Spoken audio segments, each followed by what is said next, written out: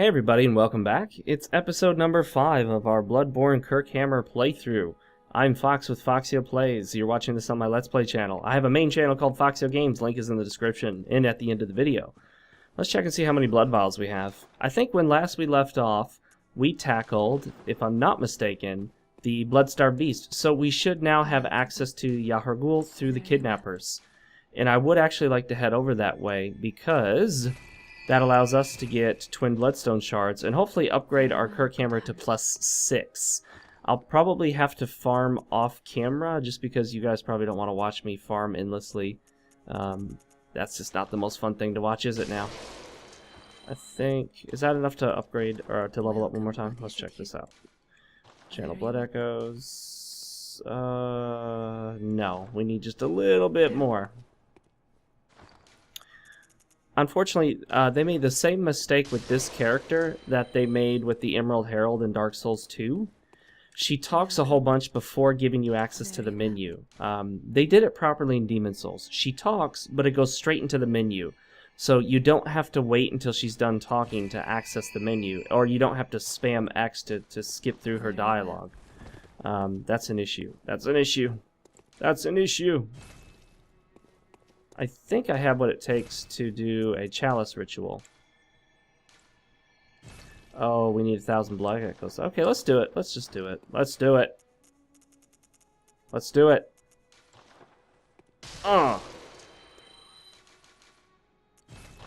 Booyah.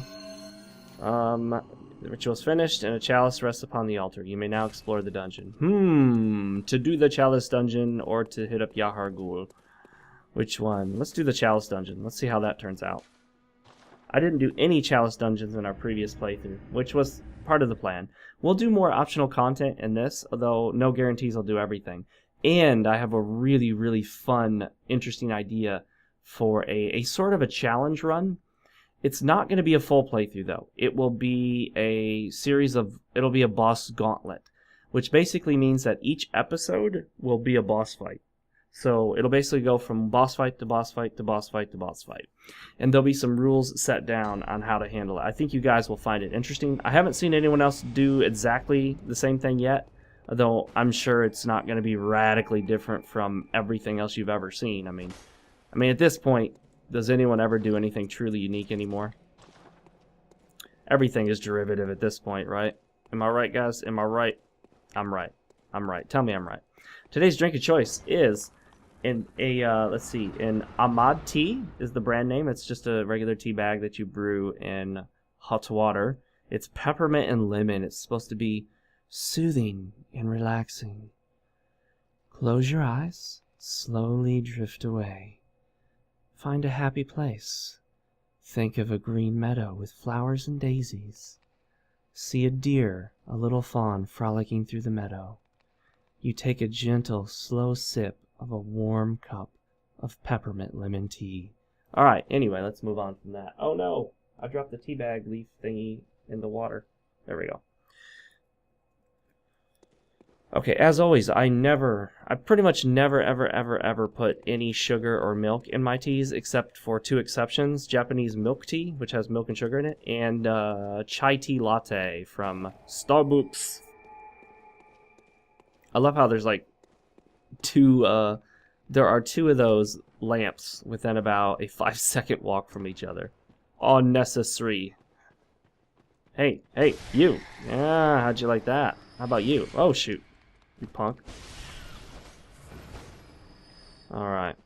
Yeah, never forget. You can continue to rally to regain your health even as you swat a falling corpse. It has to actually be actively falling. Once the corpse has hit the ground and it's done falling, you can no longer rally or get your health back. This Chalice dungeon is actually really, really easy, so we should have no problem with it. I say that now.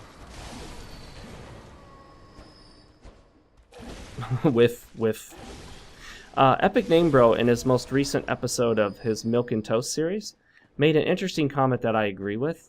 He said, you're not necessarily a super pro just because you can play unlocked, and you shouldn't brag about it and think you're hot stuff, but If you have the ability to both play locked and unlocked, you will be a better player. You should have the ability to do both. Much of the game requires that you be locked. Well, I say requires, but much of the game you benefit greatly from using lock-on. The game is designed around the lock-on element.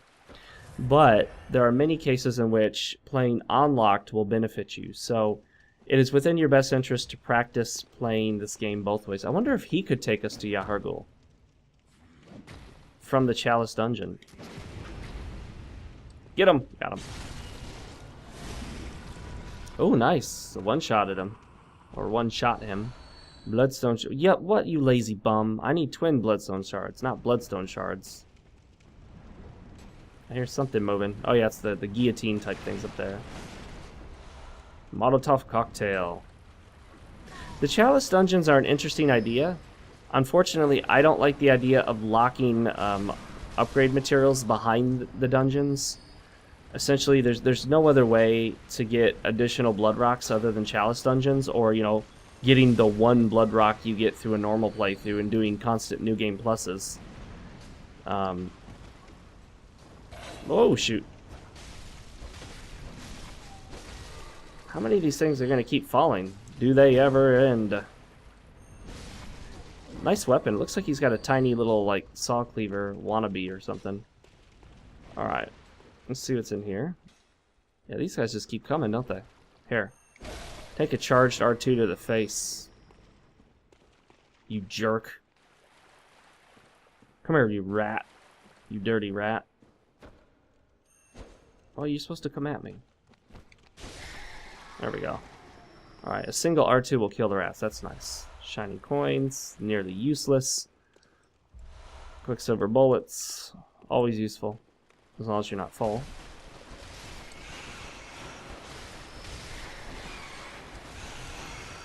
Uh-oh. Yeah, these guys can gang up on me quick.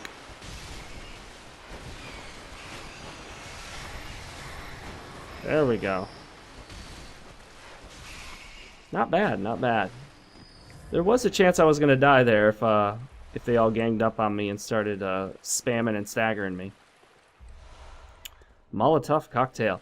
So I want to talk a little bit more about starting your own YouTube channel. For those that are interested, if you're not interested, it's still interesting to know about it.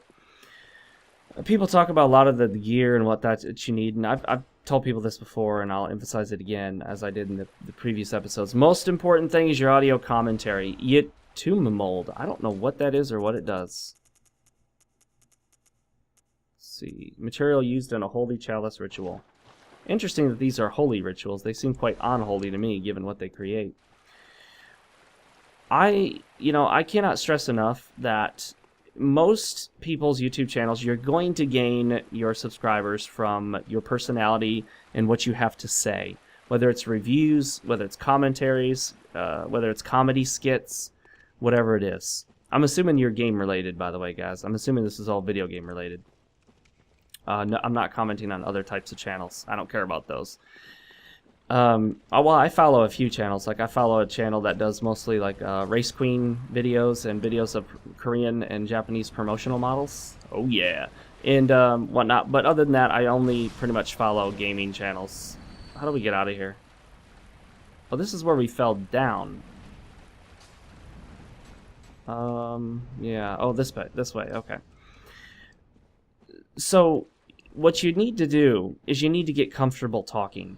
At first, the weirdest thing about it is you're talking, which essentially you feel like you're talking to yourself. You're talking to nobody. You're talking to a microphone when no one else is around. And that's actually a bit of a skill. Because at first, you're just kind of talking and you realize you sound boring. You sound like you're bored. Because there's nobody there. No one's reacting to what you're saying. If you make a joke, nobody laughs. If you make a funny, like, little pun or something, no one smiles. There's nobody here to make a reaction. So you have to anticipate how the audience will react when they hear it later. So, yeah, you're talking to yourself. You're talking to a camera or to a microphone. And you got to get used to that, locked by a device. Well, curse you. Just going to roll. Maybe it's up this way. And you got to get good at talking. You got to be interesting. You have to be expressive. you don't necessarily have to be exaggerated. A lot of people are. Perfect example is PewDiePie. He became popular by being incredibly overly exaggerated. There's no way... What the heck? That didn't hit me. Oh, it didn't hit me. That guy hit me. There we go. Okay.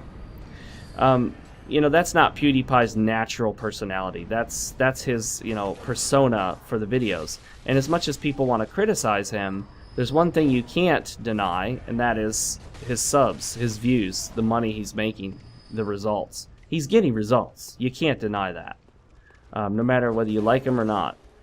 Personally, he's not for me, but I'm not annoyed by or bothered by people like that do stuff that have channels I'm not interested in that are super popular. Because, number one, their popularity doesn't necessarily affect me.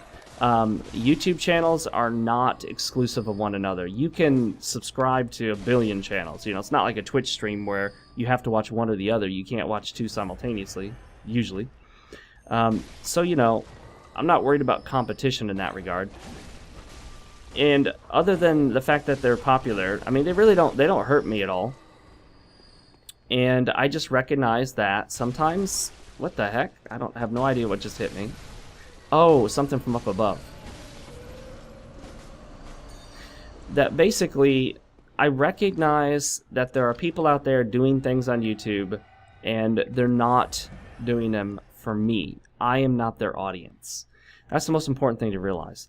You have to know who your audience is going to be. In the case of PewDiePie, his audience is pretty much a younger crowd, the crowd that enjoys more of that crazy kind of, you know, overly exaggerated stuff. Not me. I am not that audience at all. Gosh darn it. There we go. I keep getting hit. Of course, that's how it works, isn't it? Keep getting hit. That's what they're trying to do. They're trying to hit you, buddy. And once you realize... hey, I don't need to get mad at this person. I don't need to be upset that I don't like his content. I just need to recognize that his content is not for me. That's the most important thing to recognize. Sometimes a person's content just isn't designed for you. It's designed for a different audience. Nope, I don't think that. No. This guy is such a cheater, by the way. There we go. I dodged that. Oh, I was out of stamina. That's why the dodge didn't go through. There we go. This guy's pretty tough because he moves super fast. Alright, let's open this thing up. So once you're comfortable with the idea of, hey, this guy's super popular, but his content's not for me, so it's okay, then, you know, you learn to chill out. You learn not to be like, oh, PewDiePie, I hate that guy, he's so annoying. Personally, yes, I find his content kind of like just stupid and annoying and, to me, seemingly immature, but at the same time, you know, Barney, the show, is immature for someone of my age. But Barney is not designed for me. It's designed for people much younger than me. So there are different audiences, and you have to know what audience you're going to go for. Me personally, I didn't think about that a lot. I still don't think about it enough. And if you think more about who your audience is, and you kind of, not necessarily pander, but you aim for that audience when you create the content, you're going to be a lot more successful. To know who is it that's going to come to your channel and listen to what you have to say. And for me, I realize now I try to have an audience of more mature individuals, individuals who care more about thinking about video games as a deep, involved hobby, not just as this, oh, it's just video games, who cares, it's just video games, it's just video games. Anyone who has that attitude, they're probably going to find my channel to be too serious and that, you know, oh, I need to chill out. I think you guys know what I'm talking about. Those guys that are like, man, it's just a video game. Chill out. Well, don't... then why are you watching? If you're watching my content, you should care about games. Yes, we all know that video games are... Okay, this is the boss. I actually like this boss. He has an interesting design, and he's not... Oh, shoot! He's not crazy. He doesn't flail all over the place like many bosses do. Although, I have not been able to figure out how to interrupt him, or if he even can be interrupted.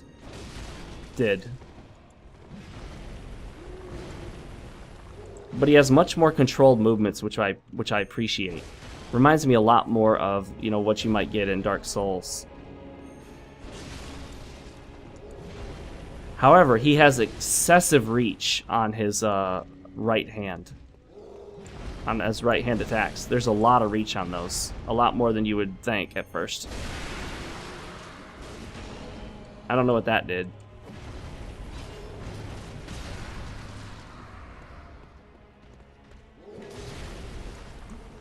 Oh, did you notice that my my blunderbuss made a sound as if a shot went off, and it made the effect, but no bullet came out? Yeah, that sucks when that happens. Oh shoot, I didn't realize that would come back at me like that. One. Oh, I notice he's bleeding. What is that gonna do? Did I miss him? Yeah, I think I totally missed him right there. Does he go blind all of a sudden?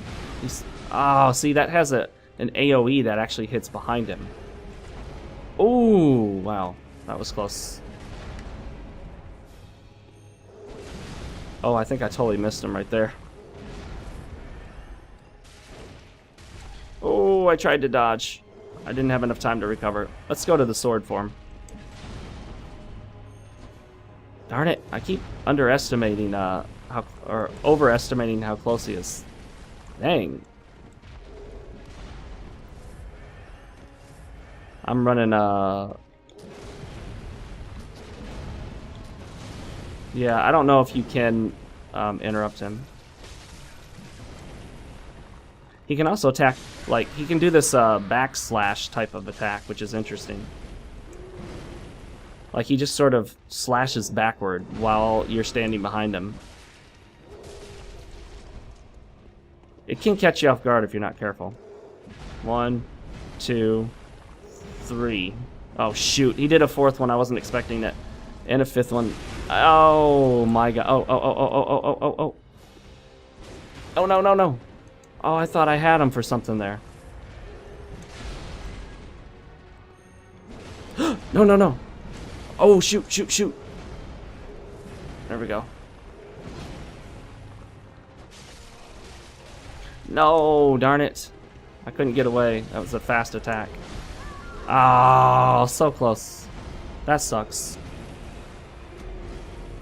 It would help if I had a +6 weapon. I would have easily had him dead a long time ago. I still wish the game wouldn't get so loud during boss fights, because then I end up speaking much louder because it's coming through so loud on my headphones. I like that fight though. It's a good fight. You can see the attacks coming. He telegraphs them, but not too early.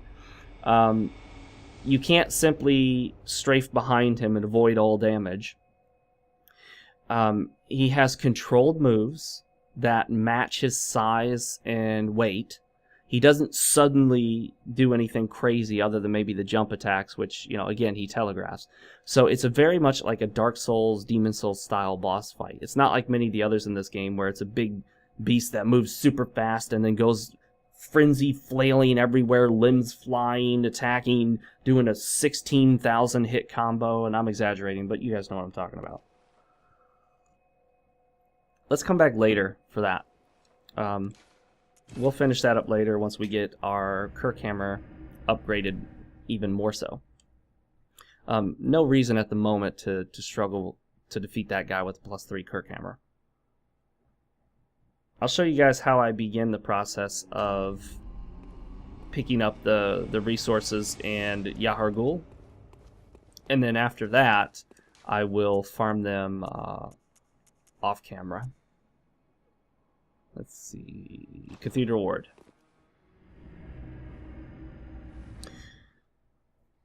Depending on when you see this episode, you may or may not already be able to watch my new challenge run, which is going to be the boss gauntlet run. So when you do see it, the first video will be the introductory video and the first boss, and then each video after that will be a subsequent boss. I may end up doing 2 bosses per video, depending on how long the videos are, but probably 1 boss per video. The situation I run into now is there are going to be certain kinds of videos. There's going to be certain content where I'll have to debate whether to upload it to Foxeo Plays or to upload it to FoxeoGames. I would like you guys' feedback on this. Do you feel it would ever be appropriate to cross-upload, to take the same video and upload to both channels. I'm very reluctant to do that because I know I have a lot of overlap in subscribers. Like, I would imagine that the vast majority of everyone who's subscribed to this channel is already subscribed to FoxeoGames. So you probably don't want to see the same video uploaded to both channels at the same time, because then you'll be getting the same video in your feeds. However, there will be let me try that again. There will be some videos in which I could see posting them on either channel, like the Boss Gauntlet challenge. It's not quite a playthrough, so it doesn't fully fit the Foxeo Play standard, but it kind of feels more like a playthrough. So, you know, I could see myself putting it on FoxeoGames or Foxeo Plays. I want you guys' feedback. For those of you who subscribe to both channels, which is most of you, would you terribly mind if some videos occasionally got cross-posted? That means posted on both channels at the same time. It seems like it would be, in general, a minor annoyance to just see it pop up twice in your subscriber feed. But at the same time, I just need to be aware that people are going to go, gosh, look at this guy. He's trying to get ad revenue from 2 different channels for the same video. I'm going to let this guy kill me. Love that death scream. Very well done. I'm already dead, dude. You can stop kicking where I was. I love it. Like, they keep kicking where your body was. It's like you've already disappeared. You've already died.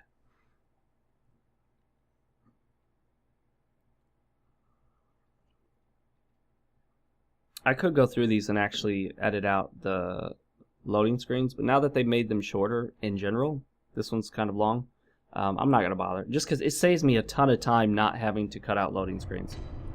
And I prefer to maximize my time because I've got so much to do. So much to do in my personal life. So much to do for Foxeo Plays and FoxeoGames, so many games that need to be played, that I just don't want to take a lot of time and waste a lot of time on, you know, trying to edit my playthroughs any more than absolutely necessary. Frenzied Cold Blood 7. Do we have a, I don't think we have a church garb to wear in front of her, do we? No, we don't. Okay, well, that's that. If you wear a certain outfit in front of her, she will recognize you as a member of the church and respond to you. Just merely by your clothing. I have the same effect when I go to work. People recognize me merely by my clothing. And the way they treat me changes radically based on my clothing. And people make, you know, preconceived judgments of me because of what I wear. Talking about my job, that is. Prejudices, guys. They go all sorts of different ways. Well, hi there. How would you like this charged R2? Oh, you... Yeah, that didn't do much. He does that attack, which causes you to stagger. But quite honestly, unless there's another enemy around, I mean, he doesn't do anything while you're staggered, so unless there's something else around to affect you, it's not going to really do anything. It just staggers you, and then that's it. Oh, shoot, shoot, shoot, shoot.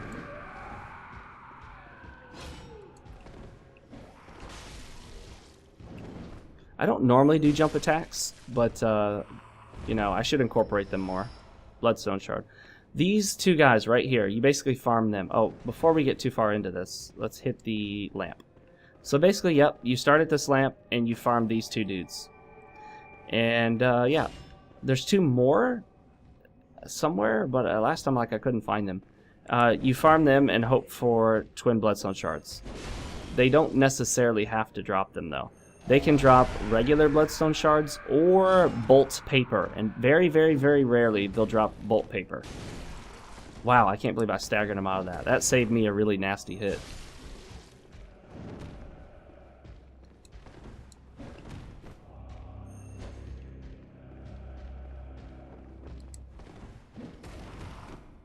Backstab. There we go. By the way, that actually is not a separate mechanic. Oh, there we go. Twin bloodstone shards. That's that backstab still counts as a normal visceral.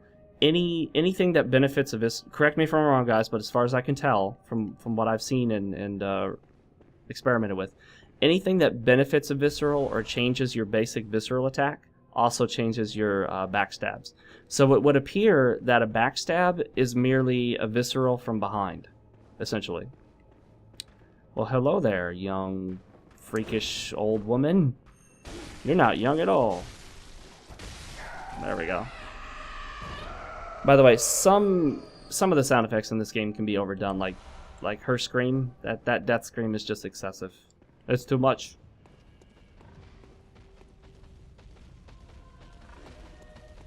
There's 2 more of those kidnapper dudes, and I thought they were through that doorway, but they're not now. Like, I'm totally confused. Like, the first time I played through the game, I swear I remember them being in there. Maybe they're down here. I'm getting totally confused, but there are some more somewhere. Oh, they're right down here. Okay.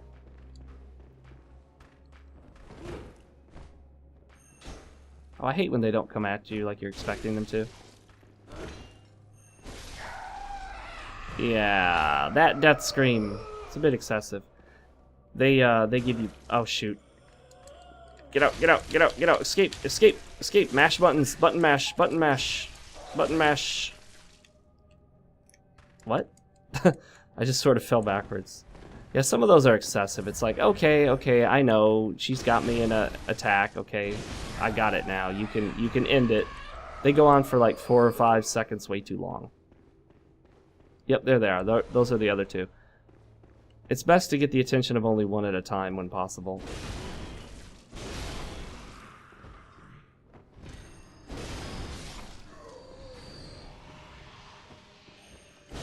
Oh, looks like I got the attention of both of them. Darn it. Can they get through that doorway? If they can't, that would be awesome. They can, okay. Oh, shoot, shoot, shoot, shoot, shoot! Oh, good, good, good, okay. The good news is, if you trigger one like that, it will move so much faster, it'll be easy to separate them, because the one will move faster than the other. Oh. There we go.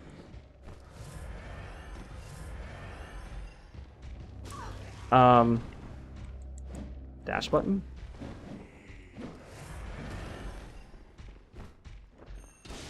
Got him. Oh, no, there we go, okay. He's dead. Twin Bloodstone Shard, Twin Bloodstone Shard. Stop that, buddy. Nope, just the regular Bloodstone Shard. That sucks. Regulars suck. I want twins. Don't tell my wife that. I don't want twins. Not if we're talking about my wife. Oh, that was nice. I want one child and that's it. No, no, no, don't hit me! Okay. There we go. Ah, you punk. Well, the good news is, though, they give you plenty of regular shards. So if you need shards, there you go. That's an easy way to upgrade a secondary weapon. Or if you're trying to upgrade lots of weapons just to have a variety. Or if you need to upgrade your firearm.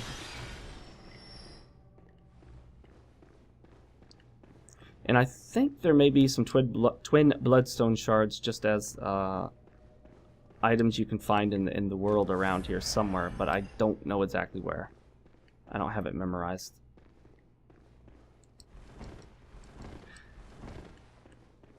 Oh, yes, yes, now I remember. There's an item, I think, over there, maybe? We are not ready for this dude yet. Let me see if I have the item I need to get back. Bold Hunter's Mark? We don't, so let's not jump down there. Alright, so yeah, at this point, all you have to do is either use a Bold Hunter's Mark, go back to the lamp, or go to the Hunter Stream and come back. And then you can respawn these guys and basically farm them. But you know what? Instead of cutting this episode and coming back, to make it easier for me, what I'll do is I'll just continue to explore Yahar Ghoul. And once we hit, about 45 minutes or so, I think this is where I already came from. Yeah. Once we hit about 45 minutes, then I'll cut the video there, and then I'll do my farming. Yeah, that'll work perfectly. That's the way I want to do it. That'll work better. Okay. So let's do that. That's the plan. Let's explore Yahar Ghoul. How many twin bloodstone shards do we have? Just 1. We need 3 for the first upgrade, 5 for the second, and 8 for the third. And the easiest way to remember that is it's essentially that you need a total of 16 to use up all of one type of upgrade material. You need 16 of the bloodstone, 16 of the twin bloodstone, 16 of the blood chunks. Is that what they're called? And then you need 1 of the blood rock, obviously. The blood rock is this game's equivalent of the titanite slab.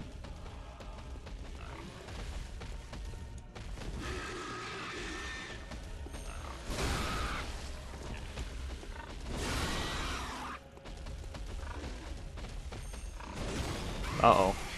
That, I don't know. I question that. I really felt like that hit him. So, whatever.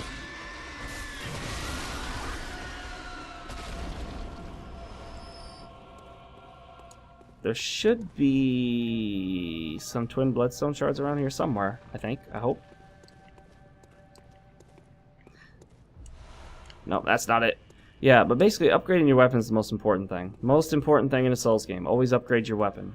Upgrade your weapon before anything else. Well, I mean, unless you need to level to get the base stats for a weapon. I've got a SL1 playthrough of Demon Souls on the way, guys. Several episodes are already played and rendered and edited and ready to go. This device is not currently operational. Fine. Then you need to call the elevator man to fix it. So, how do you become better at public speaking or speaking for YouTube? Well, basically practice. That, and also I want you to, if you're trying to create your own YouTube channel and you feel like you're not a very good speaker but you'd like to be, watch people who are. If you think I'm a good speaker, if you like the way I speak, then watch me and see what I say, how I say it. If you don't like the way I speak and you think I'm pretentious and annoying like some people do, then maybe copy someone else. There are different ways of talking. There are different ways of being a speaker. There, some people very tactically use silence. They use pauses when they're talking. Like, oh, nice. Like, for example, I could say, one of the best things about Bloodborne is not just that it's like a Souls game, but that it takes the core formula and changes it up. You'll notice there how I was pausing. I was pausing and stopping for brief moments, and just doing that for effect. Whereas some people talk, and they never stop. Just learning little things like that. This is a little shortcut right here. Just learning little things like that about how to speak. Take a speaking class if you have one at your local college or in your local grade school, high school, whatever class, whatever level you're in. Listen to other speakers. If you're appearing on camera, that gives you more ability to change it up. Like, you can do things with your hands and gestures and facial expressions. Whereas if you're like me and you're generally just behind game footage or something, then it's all pretty much your intonation, your inflection, things like that. And, don't be afraid to laugh at your own jokes if you'd like to. Most people consider laughing to be contagious. And, don't be afraid to laugh. I mean, oftentimes it's considered, you laugh at your own joke, that means you're conceited or something. Not necessarily. You have to have a certain degree of self-confidence to be a YouTube uploader. There's just no way around that. Oh, come on now. Yeah, there's no way around that. You almost have to become a little bit self-absorbed in a way. You have to be a little bit arrogant, maybe, or pretentious, I should say, to be the best at what you do, because you have to be confident in yourself. You have to get out there and you have to speak, and you can't let the haters and the trolls and everything bring you down, and you can't let people tell you, oh, this and that, you suck, and you don't have any right to talk about such and such. Let's see, where does this lead to? Oh, right here, okay. Just another little shortcut that I never use. This is one of the few areas in the game that actually has atmospheric music. Oh, nice. Twin Bloodstone Shards. So we've got 5. That means we have enough to upgrade once. We'll need 3 more to upgrade a second time, and then 8 for the third upgrade to plus 6. After that, we'll need Bloodstone Chunks, I think they're called.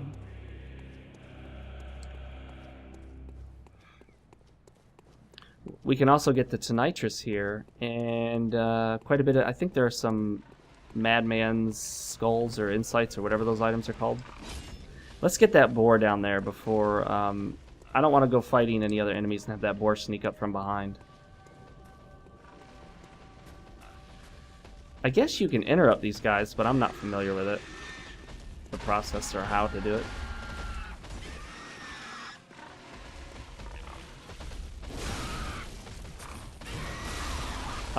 That didn't actually hit me. You guys could actually see that it didn't physically connect to my character, the hitbox.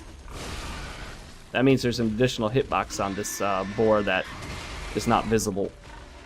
That's not terribly uncommon in games. There we go.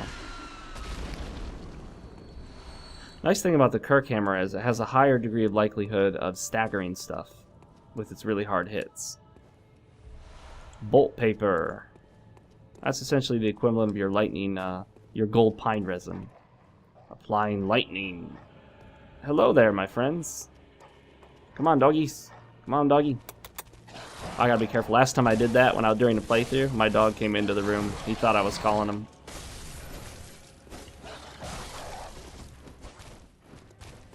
Jeez, I hate these things, the way they jump all over the place. But then again, that's what dogs do in these games. That's not what I meant to do. Whoops.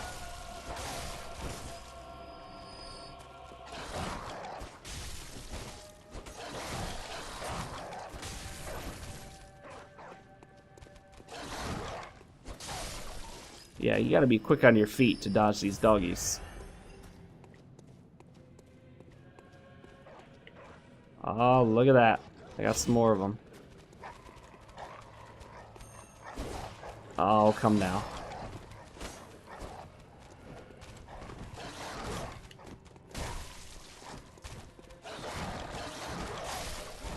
Oh, yeah. It can be fun fighting these dogs if you're ready for it.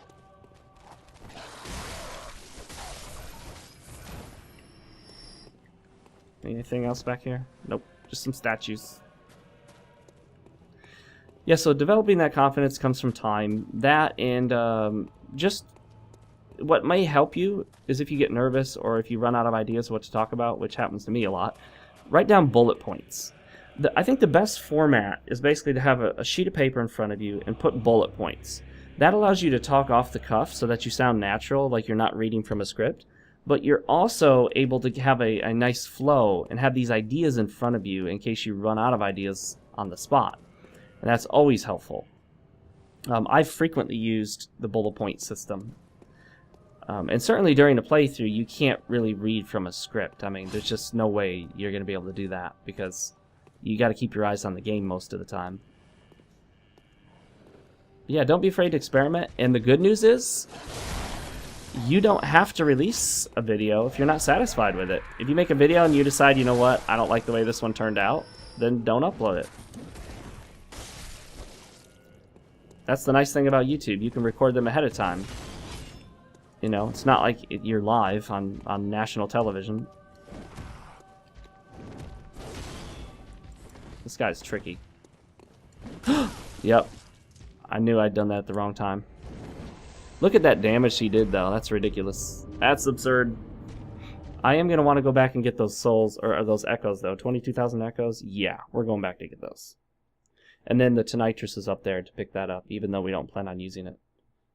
I typically don't like mace-type weapons in these games, but I wouldn't mind maybe considering doing a Tonitrus playthrough sometime. That's not normally how he starts out. No. I just want to convert the weapon, not do a conversion attack. You know what? I'm going to skip fighting him. Because it's not worth the risk of losing 22,000 echoes. I'm going to go straight for my echoes. I don't have a bold hunter's mark, so we're not going to be able to bail. I can avoid the first boar. I can avoid the second boar by going above and around here, but I am going to have to tackle those dogs. No, don't roll off, darn it.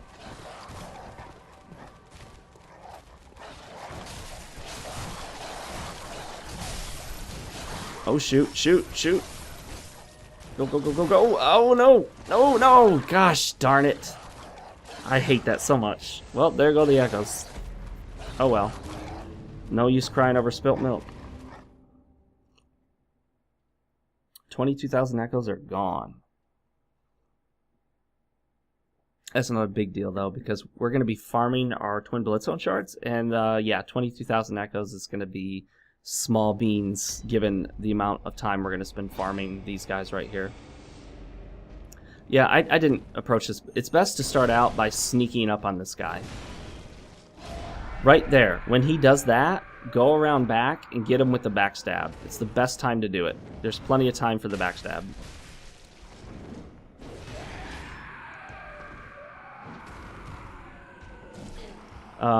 Yeah, that didn't actually hit me. So.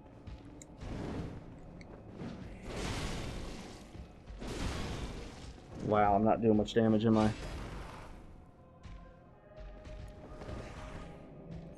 Oh, I was hoping for a backstab. That didn't happen. What's he gonna do? Hello? Jeez, he's jumping around a lot. Oh, come on. I felt like I hit his back. I guess not. Okay, maybe 1 or 2 more hits here. Oh, 2. Oh, come on. That is such crap.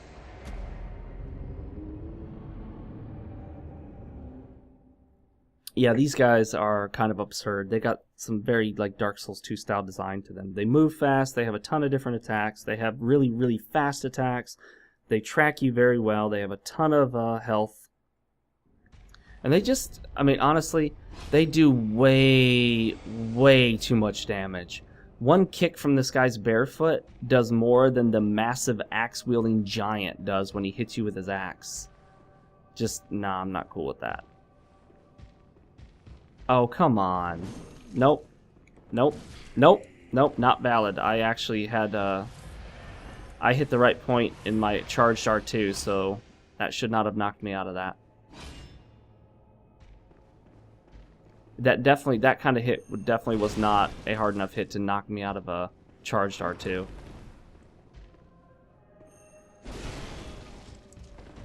Here we go.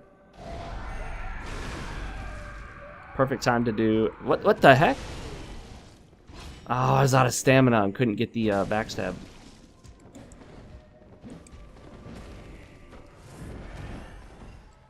These guys are freaking lethal. Yeah. No, that's not cool. Yeah, so anyway, these guys are pretty much the game cheating. I mean, they're total BS. They really should be patched to be more reasonable, because they're completely unreasonable. Of course, the entire game of Dark Souls 2 is unreasonable, so in comparison, you know, I don't worry too much about it, because hey, you know, no matter how bad things get in Bloodborne, you can always say, hey, at least it's not Dark Souls 2.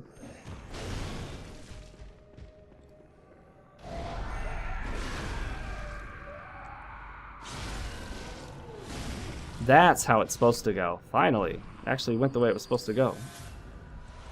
Ooh, nice. Twin Bloodstone shards. Excellent, excellent.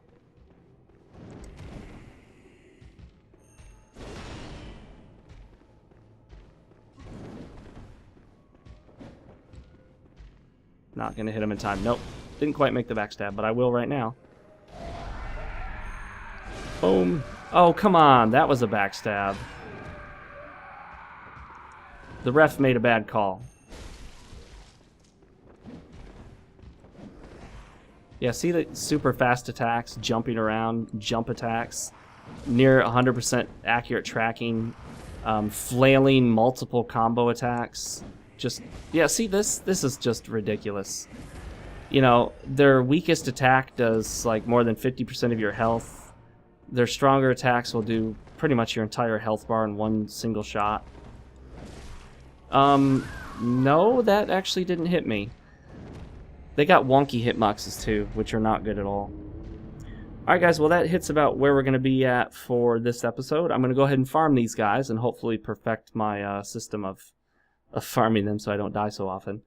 And then hopefully the game starts behaving properly, and, you know, it is what it is. I'll probably start to interrupt them a little bit more and hope that my interrupt doesn't clip through them or shoot over them or phase through them, as is often the case with this game, because it does have some issues, unfortunately. It does have some issues. But anyway, guys, I will see you next time for the next episode of the Bloodborne Kirkhammer playthrough after I'm done farming. Until then, later, guys. Hey guys, Fox with FoxeoGames, and you're watching me on Foxeo Plays. Make sure to subscribe to my main channel, which is FoxeoGames, where I do tons of cool stuff like reviews, including this one, Dark Souls 2, my Fox review. You can click the thumbnail to go watch it now, or you can also check out a playthrough that's on my main channel before I created this Let's Play channel, my Destitute Soul playthrough of Dark Souls. It's an SL1. That means I start out at Soul Level 1 and I don't level for the entirety of the playthrough. Also make sure to follow me on Twitch, Twitter, all that good stuff, and I will see you guys next time.